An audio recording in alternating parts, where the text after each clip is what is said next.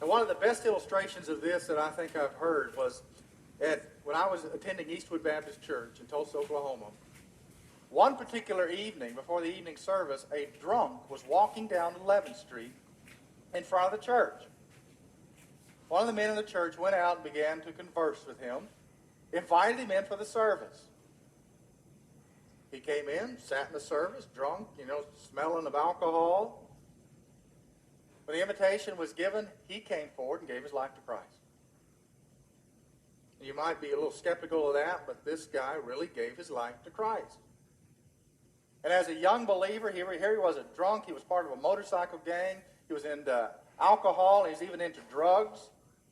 He was living with a woman, and part of what he did when he confessed that night, he came forward. He confessed that he was living with a woman, that he was into alcohol and drugs. He showed part of his shoulder that had been shot off in a gunfight that he had been a part of, showed a swastika that was on his arm. But you know what? They began to work with him. Of course, the church prayed for him. He was married in the pastor's home not too long after that. But he kept sliding back in the old life. He would do well for a while, and then he'd get into alcohol again. He'd get back into drugs.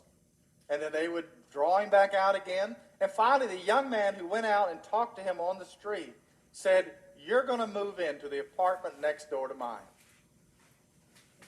In fact, the walls between the apartments, the two bedrooms back up to one another. So he moved him into that.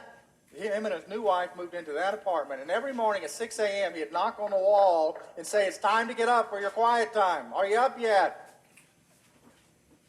Then every night he'd come over with his Bible, and they'd sit down at the kitchen table, and they would work through discipleship issues.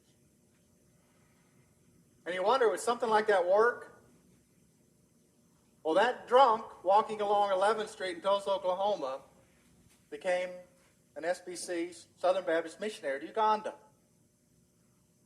Now, God took that life, that moment, and built out of that life because somebody cared enough to keep investing, and keep investing in the life of a drunk walking by the church.